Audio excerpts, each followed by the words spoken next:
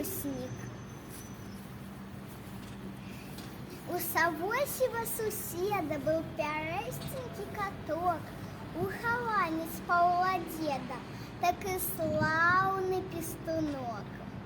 Нос чорнявый, хвост белявый, задирастенький, киптик-шиптик, загробастенький, лапки-драпки машастовые, а шерстиночки шелковые, зубки устные адмысловые, тая спинка, як натінка, вигінастая.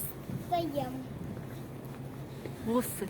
Вусы поторчастые, Вушки-слушки. вушки-слушки не мыляются, вошки в ночку запаляются.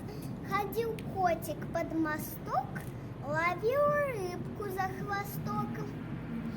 Потом деду ён на печи казки-байки ворковал, серым хвостиком До речі. так и спевом отбивал.